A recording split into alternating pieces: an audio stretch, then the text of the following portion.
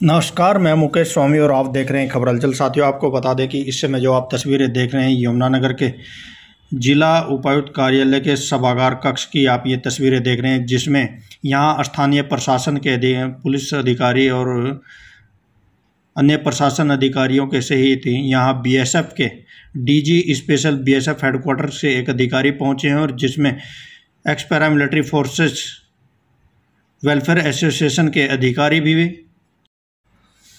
तो देखिए, आज एक ऐसा मामला सामने आया है जो आपको चौंका सकता है। यमुनानगर में शायद मामले को जानने के बाद आप भी हैरान हो सकते हैं, क्योंकि आपने ऐसे बहुत सारे मामले तो देखे होंगे कि सरकारी विभागों या सरकारी सिस्टम की खामियों के कारण कई लोगों को कई परेशानियों का सामना करना पड़ा और कई तरह के नुकसान भी उनको भुगतने पड़े। लेकिन आज एक बहुत ही बड़ा अजीबोगरीब मामला सामने आया है। आपको विश्वास भी नहीं होगा कि आखिर हमारे सिस्टम में या फिर कहें कि विभागीय सिस्टम की कमी के कारण इस तरह की भी खामियाजा किसी को भुगतना पड़ सकता है। यह भी आप सोचने के लिए मजबूर हो सकते हैं। लेकिन ऐसा ही कुछ एक नया मामला यमुनानगर के गांव शेरपुर, तहसील छछरौली, जिला यमुनानगर का है, जिसमें शेरपुर गांव के व्यक्ति दर्शन लाल, जो कि 1984 में सीमा सुरक्षा बल में भर्ती हुए थे और 7 वर्षों की सर्विस के उपरांत सन 1991 में उनकी तैनाती जम्मू कश्मीर के कुपवाड़ा ज़िले में की गई थी। उसी तैनाती के दौरान उनकी उग्रवादियों से मुठभेड़ के दौरान गोली लगने से मौत हो गई और वह उसी समय वीरगति को प्राप्त हुए। लेकिन इस विभाग की कमी कहें या फिर सरकार के सिस्टम की कमी कहें, लेकिन दर्शन लाल, जो कि युवावस्था में ही करीब 25 या 26 वर्ष की आयु में ही शहीद हो गए थे।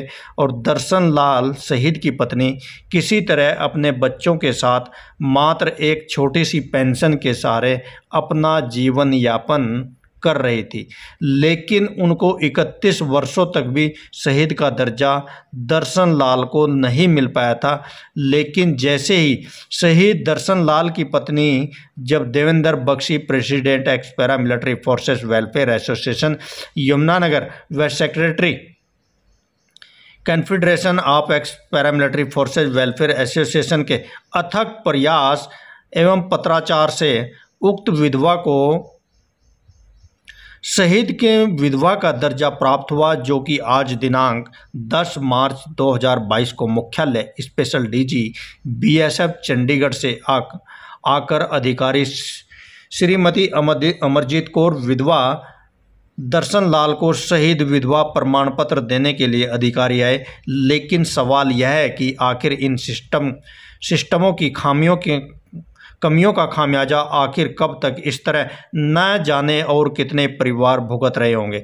इसी तरह के कारनामों से और इस बॉर्डर पर शहीद होने वाले परिवार भी अछूते नहीं हैं। कई बार देखने और जानने को मिलता है कि इसी तरह शहीद परिवार सरकार की ओर से मिलने वाली सुविधाओं के लिए भी चक्कर काटता रहता है। लेकिन कई बार उनको चक्कर काटने के बाद भी उनका हक और अधिकार नहीं मिल पाता है। कहीं ना कहीं सरकार को इस ओर ध्यान देने की ज़रूरत है और इन कमियों को दूर कर आगे भी भविष्य में दर्शन लाल सहित अन्य लोगों को भी इस तरह की खामियाजा भुगतना ना पड़े। दर्शन लाल की पत्नी अमरजीत कौर, जो कि एक ऐसे उम्र के पड़ाव पर विधवा हो गई थी जिस समय उनको अपने पति के सहारे की बहुत ज़्यादा ज़रूरत थी और उनके साथ की भी बहुत ज़रूरत थी। लेकिन उन्होंने अपने पति को उस समय खो दिया था। शायद किसी भी औरत के लिए ऐसे समय में अपने पति को खोना बहुत बड़े दुखदायी घटना होती है। लेकिन इस दुख में और भी अधिक दुख देने का काम विभाग की कमियों ने देने का काम किया। लेकिन अर्धसैनिक बल एसोसिएशन ने शहीद का दर्जा दिलवाने के लिए 1 वर्षों की लड़ाई के उपरांत यह सब मुमकिन हो पाया है। मौके पर पहुंचे बीएसएफ के अधिकारी से जब मीडिया ने इस बारे में बातचीत करने की कोशिश तो वह कोई भी जवाब नहीं दे पाए, क्योंकि शायद उन्होंने इस समय वर्दी पहनी थी और उनकी वर्दी में कुछ मर्यादाओं में रहकर बोलने या काम करने की इजाज़त होती है, तो वह अपने इस अपंग सिस्टम के बारे में शायद चाहकर भी कुछ नहीं कह पाए, लेकिन उनका न कहना भी बहुत कुछ अपने आप में कह गया। अगर यमुनानगर में इस तरह के शहीद परिवार हो सकते हैं, तो देश में न जाने कितने ऐसे शहीद परिवार इसी तरह की पीड़ा सहन कर रहे होंगे, आज भी इसी तरह की समस्याओं का सामना कर रहे होंगे सिस्टम की खामियों के कारण। तो यही है वह उस दर्शन लाल शहीद की पत्नी अमरजीत कौर, जिसको आज 31 वर्षों के बाद शहीद का दर्जा दिया गया है और इसको इस समय सर्टिफिकेट देते हुए बीएसएफ अधिकारी और स्थानीय अधिकारी। क्या कारण था जो उनको शहीद का दर्जा इतने साल बाद डिपार्टमेंट द्वारा दिया गया? ऐसे कंट्रोवर्शियल क्वेश्चन ना पूछें। वो तो बख्शी जी आप ये बख्शी जी यहाँ प्रेसिडेंट है, ये इसके बारे में पूरी जानकारी आपको दे देंगे। सर, आप हमारे जिले में आज किस लिए आए? जी, ये जो हमारे शहीद हैं जो दर्शन लाल जी, तो उन्होंने जो है ऑपरेशन में अपने देश के लिए अपने सर्वोच्च अपना बलिदान दिया है। कब? 1991 में।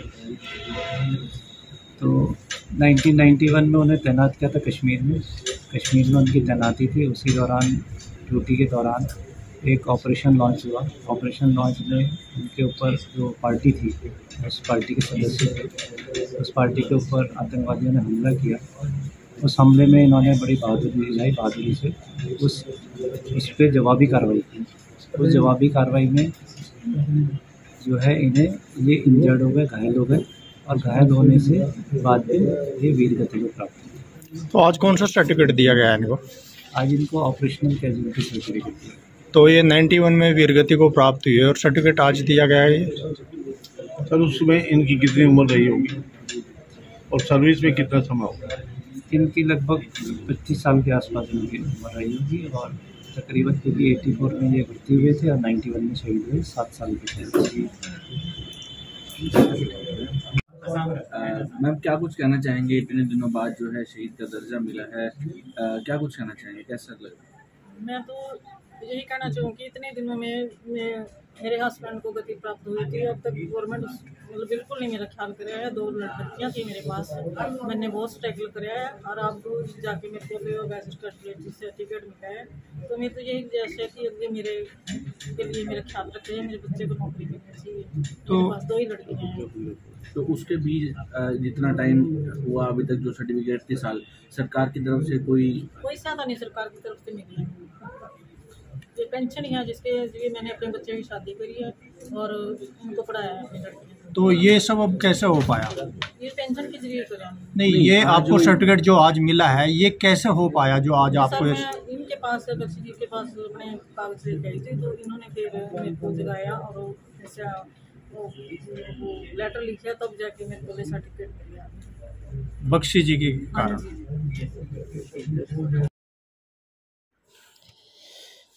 इस बारे में पहुंचे डीजी बीएसएफ हेडक्वार्टर्स अधिकारी तो इस बारे में कुछ बेहतर नहीं बता पाए, लेकिन x para military forces Yamunanagar के अध्यक्ष देवेंद्र बख्शी ने मीडिया से बातचीत में सिस्टम की खामियों और विभागीय कमियों के बारे में बताते हुए पूरी जानकारी दी। और देवेंद्र बख्शी ने क्या बताया, सुनिए देवेंद्र बख्शी के द्वारा बताई गई पूरी बात इस रिपोर्ट में।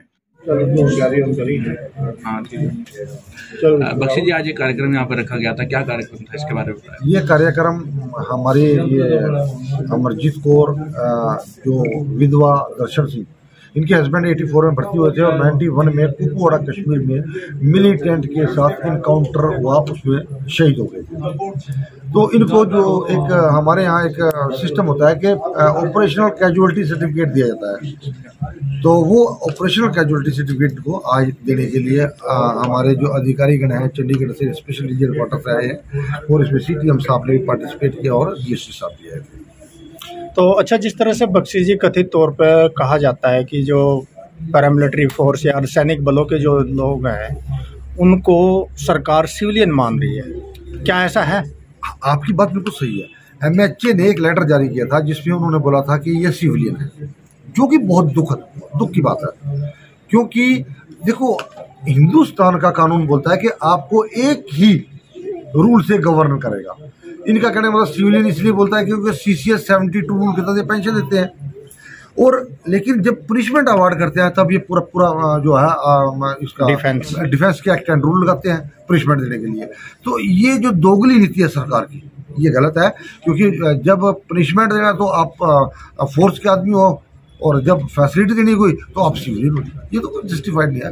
और मैं तो सरकार से भी पूछना चाहूँगा, आप लोगों के माध्यम से कहूँगा कि मीडिया तो एक ऐसा वो जरिया है, जो स्तंभ है जो सारों की आवाज़ उठाता है कि क्या आपने किसी सिविलियन को वर्दी पहन के बॉर्डर पर लड़ते हुए देखा है? सिविलियन 8 घंटे ड्यूटी देता है और अपनी ड्यूटी छोड़ के आ जाता है वो।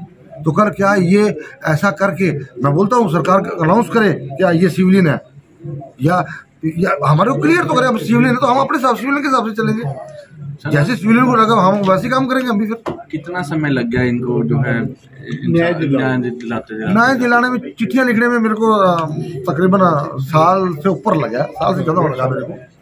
लेकिन ये था कि ज़्यादा प्रेशर डाला गया तो उससे जो है इनका हक इनको मिला है, जिसका हक जो है इनका पूर्ण हक था। तो क्या कुछ मांग करते हैं सरकार से? किस तरीके सरकार से मेरी मांग है कि सबसे पहले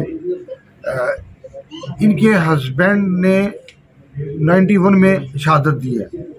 अगर इनका ये ऑपरेशनल कैजुअलिटी सर्टिफिकेट लेट आया है, उसकी वजह से जो भी इनको डिसएडवांटेज हुए हैं, जो नुकसान हुआ है, इनके बच्चों को जॉब नहीं मिल पाई, तो मैं राज्य सरकार से मांग करूंगा कि इनकी एक बच्ची को राज्य में जॉब दी जाए, ताकि इनके जो पिछले दुख है उसको खत्म तो नहीं किया जाए, हल्की मरहम तो लगाई जाए। इनको भी वार विडो बना जाएगा? वार विडो है, बिल्कुल है, वार विडो है जी। और 15 अगस्त 26 जनवरी इनको सम्मानित किया जाएगा, पहले नहीं किया जाएगा? पहले नहीं किया जाए, अब किया जाएगा। क्योंकि इनका अभी मैं जिला सैनिक कोर्ट में इनका लेटर भेज दूंगा, तो जिला सैनिक कोर्ट में जैसे रिकॉर्ड में आएगा तो उनसे और भी मैं रिक्वेस्ट करूंगा कि जो भी फैसिलिटी जान के लिए बनती है एक्सटेंड कीजिए। तो और भी बहुत सारे ऐसे लोग होंगे जिनको सिस्टम की कमियों का खामियाजा भुगतना पड़ रहा होगा। हो सकता है, ऐसा नहीं हो सकता है नहीं भी, लेकिन वो हमारे टच में नहीं है। जैसे हमारे टच में हम करेंगे कार्रवाई। अब हमारे जिले के कितने शहीद हो गए? हमारे जिले में हमारी पैरामिलिट्री फोर्सेस से 5 से 6 आदमी शहीद है। एक रोकी तो आपको पता ही है जिसका है ना, तो एक मैम है, 2 ITBP के भी हैं लड़के, गाँव से हैं, डिप्टी कमांडेंट है सर, एक डिप्टी कमांडेंट जो कारगिल के शहीद है, कारगिल के शहीद है वो। धन्यवाद। मिस्टर चोर।